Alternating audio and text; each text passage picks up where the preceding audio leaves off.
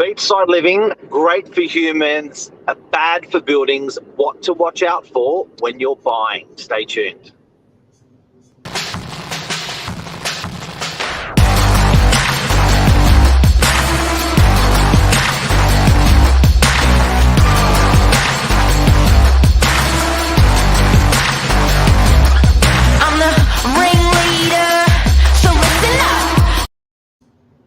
Morning. Hello. Good morning. How are you? Good. How are you? Really good. Really good. This is a spicy topic. Yeah, a little bit spicy, but also very relevant considering we live and work right next to the beach. A lot of people aspire to it, but do they know the highs and the lows of being up close and personal with the beach? Yeah. I think the reason everyone wants to move to the beach is like one of the things to talk about first. It's a passion decision usually. And a lot of the time when people buy near the beach, they're buying, not all the time, but some of the time, they're buying from out of area and they go this place on holiday and they go, wow, I love this. I'd love to have a house here right near the water. Yeah. It's what is it like? I think it's where the sun rises. It's the first place the sun rises, I guess, which is exciting. Yeah. The ocean is just beautiful. It's forever. It's natural. Why are people so attracted to it? I guess it's the water, it's the sand, it's where the sun rises. What else? I think usually as well, there's often kind of like holiday charm or something going on around the beach. If you think about even the Gold Coast, there's lots of hustle and bustle around. Manly, hustle and bustle around. There's usually people and things going on and little shops and cafes. It's the lifestyle being near the beach, not just the water itself. And I guess we forget when you're sort of on the beach or close to the beach, we forget that the majority of the world don't live on the beach. There are people that I meet that have never been to a beach, and it's the first time. So we're probably a little bit spoiled. It is a little bit cool. It is a little bit exotic, but it's also a little bit dangerous, a little bit aggressive on buildings and costly. Yes, for sure. Which I think is kind of, so those two things combined, a lot of people wanting to move there and the costly element adds a premium if you're buying property next to the water. The closer you are to the water, generally, the more expensive it gets. I wonder if you live for longer if you live on the water. I think there's something to that because you're more calm. The less stress your brain has, the longer you live. You got a bit more zen going on. Yeah, I think so. So when it comes to real estate, the obvious one is it's going to cost you more because you're going to have to pay a little bit more for the real estate. But what a lot of people don't realise is there's definite added costs per year, for the benefit. Will we go through those? Yeah, I think even there's major defects that can happen from being close to the water. But I think one of the ones that often gets overlooked that is one of the most pertinent is salt. It just gets in everything and destroys everything. It's something as simple as a sliding door. If you have a sliding door facing the water, it would rust. You're going to have to change that sliding door so many times. So simple maintenance just to keep, salt and rust. Cars. You know what? The cars, I think, slow down a bit. I remember cutting out the rust spots in my car regularly when I went to war, and family doing that. But I think they dip them all in like aluminum or something these days, so you don't tend to get the rust with the cars. But it was a huge cost. Huge cost. And it adds up when it's all different parts of the property that are all getting rusted that you're going to have to replace and change, and it keeps adding on top of each other. And then you're forced to buy products which won't rust, which cost, like for a barbecue, when you're buying stainless steel, there's different grades of stainless steel. Yeah. I think 304 or whatever there is, and there's marine grade. You can Google a chart for stainless steel grades, because I'm a geek, I do that. And there's stainless steel that they use on ships and on cruise ships. that just will not rust. And there's stainless steel that looks like rubbish after 1 year that you just can't polish out after it's gone bad. So you're actually forced, when you're buying these goods, close to water. And I reckon, Jess, you can say up to 1 kilometre. Yeah, for sure. 1 kilometre from the ocean, you're forced to put in more premium lighting, more premium fitting off the back of watch out for corrosion, make sure it's good steel, make sure it's well insulated. Yeah, for sure. One of the other things, this is a more major event that often is less people, I think, so I'm going to talk about natural disaster and how you're more prone to different weather events.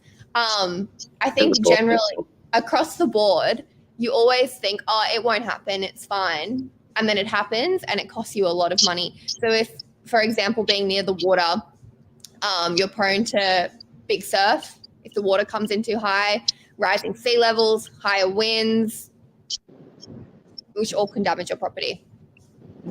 Yeah, and just the old-fashioned flood we've had sort of 5 months ago. Yeah. Well, even with the office, so we're less than 1 kilometre from the beach, about maybe. And remember with so the office is about 1 metre above ground, so it's lifted up a little bit. And you were telling me when it was built, you went, oh, it doesn't flood here, and then it flooded here. Yeah, and I thought it was just a massive overkill on behalf of council. It's completely unnecessary to insist a developer does that. So if you're driving, it's something for people to watch out for. If you're driving in an area and you know a little bit about flooding, look at some places are on grade, they're digging with the street. And have a look at some places like cafes, restaurants, there's sometimes up to 1 metre off the road. And that's insisted in flood areas, and they insisted that in DY, and I thought that's just dumb. Yeah, like you said, it happened. So that again, you thought it had cost the developer, it had cost to the purchaser, but in the long run, it saved a lot of money because flooding the office out is fun. It can also add higher insurance premiums as well. So that's another ongoing cost that you might have to pay. You may not be able to get insured. Yeah. But yeah, that's a big one because if you add that up per year over a 10-year period, that sort of stuff adds up as well. It sounds like we're being really negative about coastal though. I know. It's beautiful, and for the majority of the time, it's amazing. It's just that one event or that one little bit, and it just adds money. It's one of those things, I think, where it's money against lifestyle. Like, what is the cost to have that lifestyle, And I do think you make more money with a more healthier spirit, lifestyle, whatever you want to call it. I do think it is more attractive. So yes, there's money going out in maintenance, there's money going out in insurance, you're paying more to be on the ocean, but I do think there's more money coming in because I think it's a pretty cool place to be. I think it lifts you. There was actually something interesting. So I was doing some research on this before we spoke. And one of the things that came up a lot, which is another cost that I think sometimes is forgotten about too, is could be potential rental loss, or if it's an investment and you're renting it out or Airbnb-ing it or whatever. Because in some areas, even if you're near the beach, if it's a small town, the whole town in winter vanishes if it's one of those tourist areas. And people aren't going to want to rent out your property or won't want to stay there. So you might, I think that's something also to be wary of buying near the beach, is what area it's in. In DY, Northern Beaches, we're pretty okay because all year round people want to live near the beach. But if it's an area where maybe the weather changes completely, or it's a small town, no one wants to go on holiday there in the winter, that could be another potential cost that you're not considering. Yeah, so that's interesting. And you don't think of that because it doesn't happen to you. And I think that happened when there was a lot of flooding around regional Australia. People didn't realise these low-lying, beautiful areas were flood-prone. They moved their families there. And often it's just out of season, arid countryside, and not really attractive. But you see it in its most attractive at best time. They're just on the back of that. Yeah. The snow's an example of that, I guess, where sometimes you can be really attracted to the snow, the rest of the year it's not much. Yeah, for sure. So I think it's important with whatever the purchase is to make sure you're across what it's like, not just today. It's not just a passion purchase. It's a thought out. You understand how that purchase sits throughout 12 months. Yeah. But look, honestly, how would you possibly calculate all these things we've spoken about? Because, okay, I want to live close to a beach on beach. How would you? You've got insurance guys to watch it. You've got, you've got a higher cost of replacement of stuff. How do you add all that up? Like, I know a client that was replacing his televisions regularly, and I was like, what do you mean? He's like, well, that's living on the beach. Like, I've just always replaced the electrical stuff because we're on the beach. So otherwise, I don't open the doors. I might tell he's fine. Imagine all the stuff going on. You buy a torch, it's rusted out.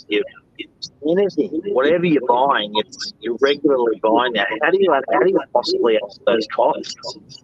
I think it's a cost benefit thing. Like, depending what the purchase is for. So maybe if you're someone that's grown up along the beach, you love it, you could never imagine moving away, that's just a cost that you accept because your benefit of your quality of life is more important to you. But it depends. Some people would go, no, I cannot be bothered with that. I don't actually go swim that often. I don't like the beach. Can't be bothered with that cost. That sounds ridiculous. I think it's more of a personal choice. And then you weigh that, how much you value that property in that location against the actual cost you'll have to pay. Yeah. And then there's, I guess, how dramatic it is, because sometimes the more dramatic you can go for a softer version. And you see properties that are on the cliff. Your cliff top's quite dramatic, and your house gets pounded. But then you get clients that are maybe one or two steps back, just a little bit more gentle. It's interesting. I reckon there's nothing beautiful like a beach hut. I know. I agree. There's definitely a reason people still choose to do it. Interesting. You know what? I wonder what the number is, guys. I wonder what the number is for what it's going to cost extra. But again, like you said, people stay there. So I want you live better. For sure. All right, I think that's everything.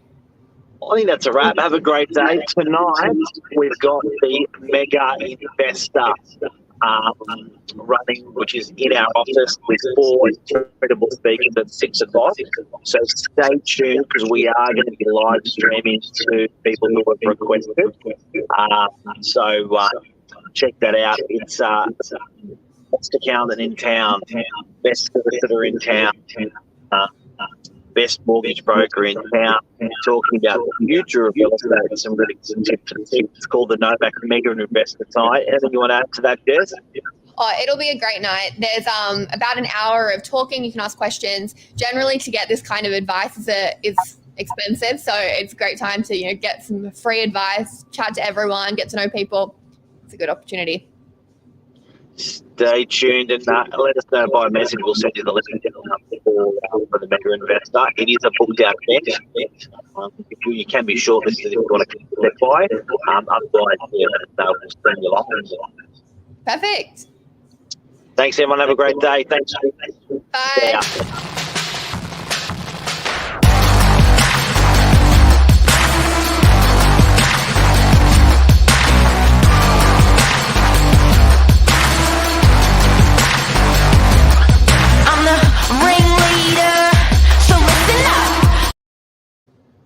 I was just having a look. I thought I wrote great for hummus.